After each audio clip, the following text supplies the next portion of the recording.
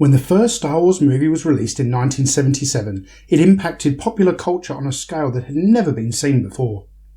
The movie introduced audiences to a galaxy far, far away, a galaxy dreamt up in the imagination of a visionary young filmmaker named George Lucas. Star Wars is a classic space opera set on a myriad of alien worlds and centred on an archetypal battle between good and evil, all showcased in a movie that featured the most revolutionary and mind-blowing visual effects the world had ever seen. You're all clear, kid. Now let's blow this thing and go home.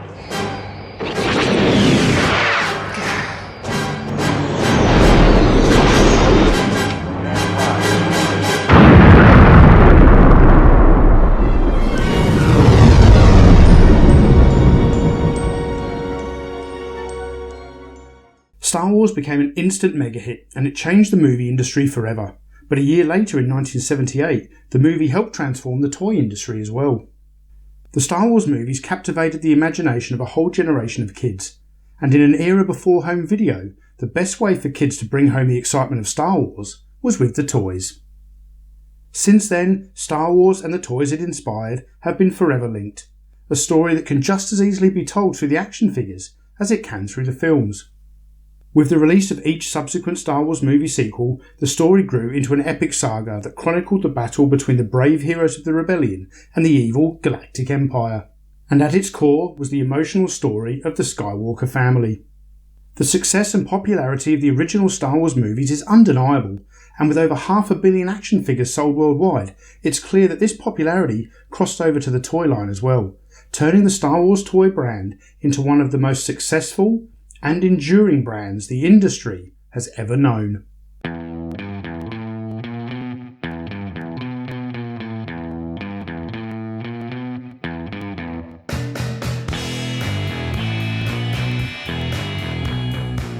Hello toy fans, my name is Tony and welcome to an Analog Toys special feature, Toy Histories with Kenner's Star Wars, a new galaxy of action figures.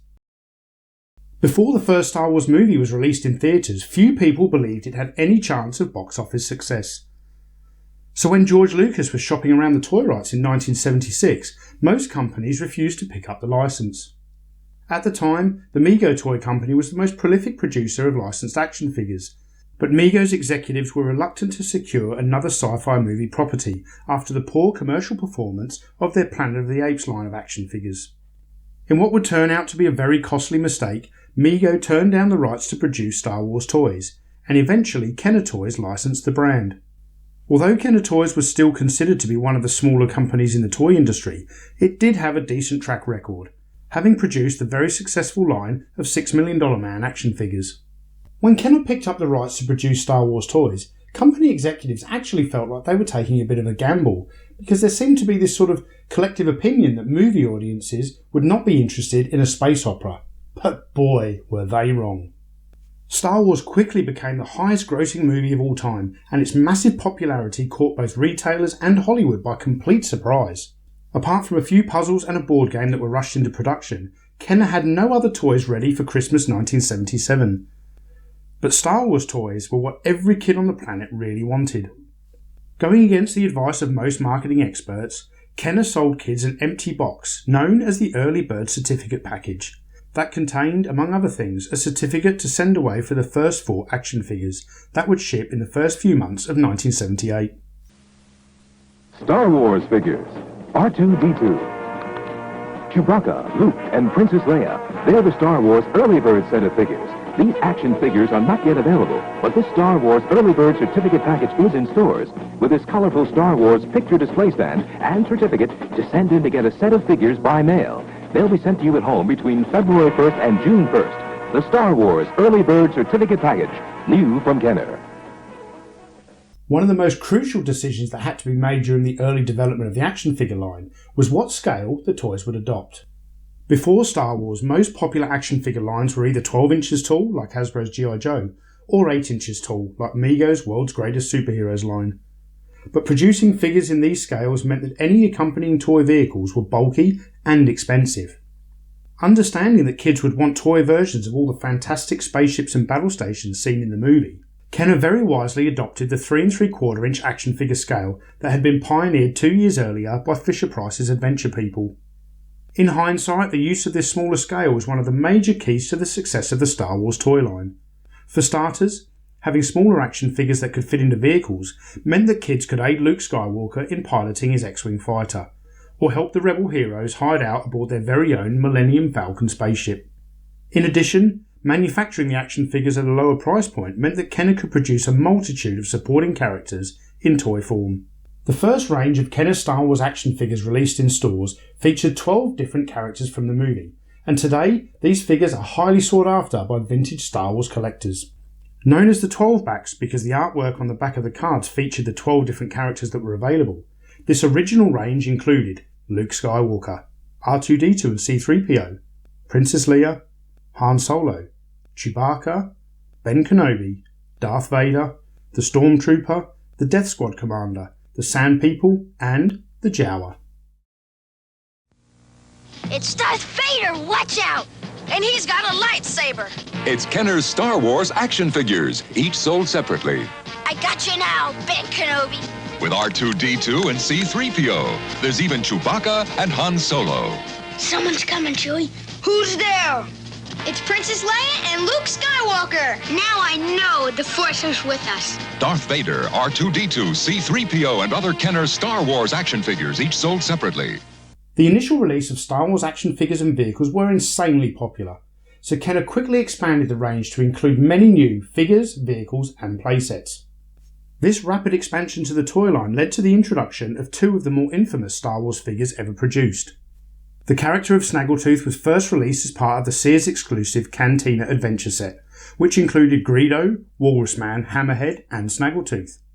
But the reason that Snaggletooth became so infamous is because Kenner used a black and white production still when designing the character, and he ended up being the equivalent of 6 feet tall and wearing a blue jumpsuit and silver boots, when in the movie the character was actually 4 feet tall, wore a red jumpsuit, and had furry clawed feet.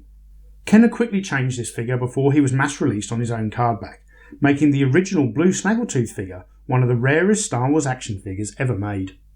The second of these infamous Star Wars action figures is so rare and has become so legendary that the mere mention of his name has bankrupted many collectors' bank accounts. The rocket-firing Boba Fett action figure was first offered by Kenner as part of a mail-in exclusive. In fact, millions of Star Wars action figure cardbacks promoted this exciting new villain figure.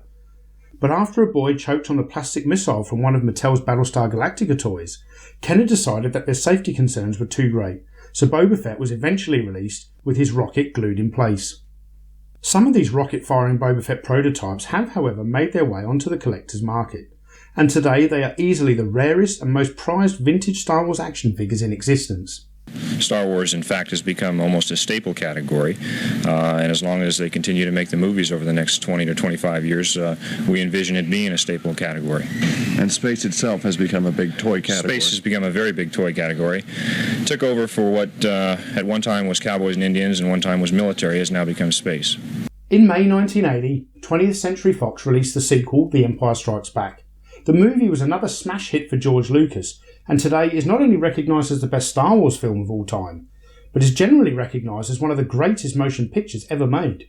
The Empire Strikes Back not only expanded the Star Wars universe, but also delved much deeper into the emotions of the characters, and it took the story in much darker and more interesting directions. The opening battle on the ice planet Hoth is one of the greatest action set pieces ever committed to celluloid, so it's no coincidence that Kenner's new range of Empire Strikes Back toys focus heavily on the characters, playsets and vehicles of Hoth. In fact, arguably the best Kenner Star Wars vehicle ever made was the all-terrain armoured transport.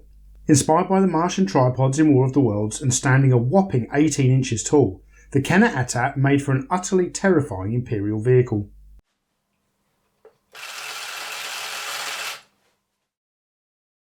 The ice world of Hoth was another truly unique Star Wars environment, and the toys they inspired were detailed and plentiful. In my opinion, the Hoth toys were some of the best figures, vehicles and playsets ever produced by Kenner. But this was only the start of the movie.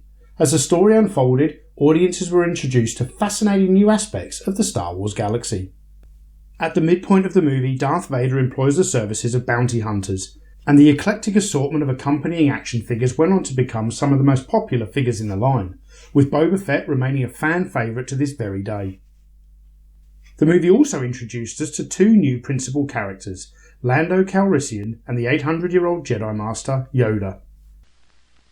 Luke Skywalker handles his saber well, Ben Kenobi. You should know, Yoda. Yes, I've been the Jedi Master for 800 years. Yoda and other action figures each sold separately. Beep, beep, beep, beep, beep, beep. It's okay, R2-D2. I've got my laser pistol. Hold it, Luke.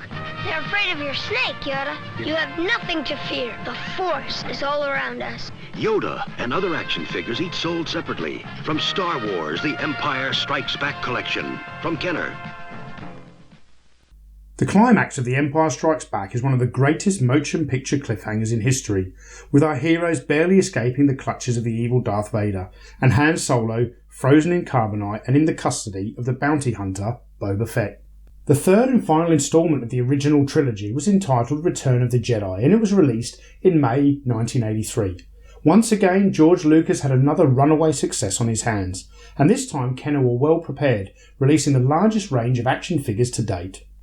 This third instalment of the saga sees Luke Skywalker become a Jedi Knight, but first he has to rescue his friend Han Solo from the evil clutches of the gangster Jabba the Hutt. The early scenes in Jabba's palace were overflowing with all kinds of weird and wonderful creatures and aliens, and Kenner ensured that they had action figures and toys to represent all of these new characters. The Rancor monster's hungry again. Let's feed him. Don't do it. Luke Skywalker, Gamorrean Guard, new Rancor Monster and Rancor Keeper action figures, each sold separately. You'll regret this. Wait till he gets his claws into a Jedi Knight. Whoa, some Jaws. This is my only chance. He's wounded. We better get in there. He'll never get out alive, Gamorrean Guard. New Rancor Monster, action figures, each sold separately. From Kenner's Star Wars Return of the Jedi collection. After finally being reunited, our rebel heroes learn that the Empire is constructing a second Death Star. Han Solo leads a strike force to destroy the shield generator on the forest moon of Endor, while Luke Skywalker finally faces off against Darth Vader and the evil Galactic Emperor. Kenner Toys was instrumental in starting the collect-all philosophy when it came to action figures by quite blatantly enticing kids with advertising emblazoned right across the back of the figure packaging. Kenner quite literally issued a mission statement to the youth of the day to collect all 48 or collect all 77 action figures. This was an ingenious marketing strategy that would continue right up until the end of the line, and really helped to fuel the modern day action figure collecting craze as we know it. Where did you dig up that old fossil? In order to develop an interesting toy assortment, Kenner used a mixture of major and minor characters. The Emperor, who had a major role in Return of the Jedi, was not released until the second wave of Jedi figures. Sadly, by the time the Emperor action figure was released, the long-lasting popularity of Star Wars toys was beginning to wane, and with the announcement that there were no new Star Wars movie sequels on the horizon, Kenner was struggling to keep the Star Wars brand alive in toy stores. In a last-ditch effort, Kenner introduced a new overall brand concept, the Power of the Force, and with each new figure came an aluminium character coin designed to spark renewed interest in the toys. Along with the Power of the Force, action figures based on the Droids and Ewoks animated TV shows were also released, but both of these cartoons were poorly received and the accompanying toy lines were a dismal failure. The new set of figures released in the Power of the Force line are known today as the infamous Last 17. These action figures are some of the best designed figures ever released by Kenner, but some of the decisions made around their character selection are questionable at best. I mean, who in their right mind would produce an action figure of the Imperial dignitary, instead of a character like Grand Moff Tarkin? In the end, character selection was of little consequence. By 1986, the Star Wars ship had sailed, and fans would have to wait over a decade before they would see Star Wars action figures return to toy store shelves. Known by collectors today as the Power of the Force 2 line, this much anticipated return of Star Wars toys was released in 1995 and became one of the hottest toy brands of the year. Now the universe has changed forever. The Star Wars Power of the Force collection. When Darth Vader and his stormtroopers attack, join Princess Leia, Luke Skywalker, and Han Solo. Escape in the mighty Millennium Falcon. Experience the real movie sounds of light speed. When Darth Vader's TIE fighters are on your tail, hear the force of the Falcon's turbo lasers. Can you blast Vader's TIE fighters to pieces? Never underestimate the power of the Force. The Star Wars Power of the Force collection, each sold separately from Kenner. With Star Wars now owned by Disney, and with new movies being theatrically released every year, Star Wars action figures are as popular today as they have ever been, but this has also sparked renewed interest in the vintage Kenner Star Wars line. In the modern toy collecting market, there is no brand bigger or in higher demand than vintage Kenner Star Wars toys, and it's easy to see why. Star Wars toys enabled kids to create a fantastical world and play within that world with their favourite heroes and villains. It was pure childhood escapism. A kid could take his rebel heroes on the most wondrous of adventures, or command the legions of their own Imperial armies. Kenner's range of vintage Star Wars toys were an industry game changer, and if you can find them today, grab them, because these are the toys you're looking for.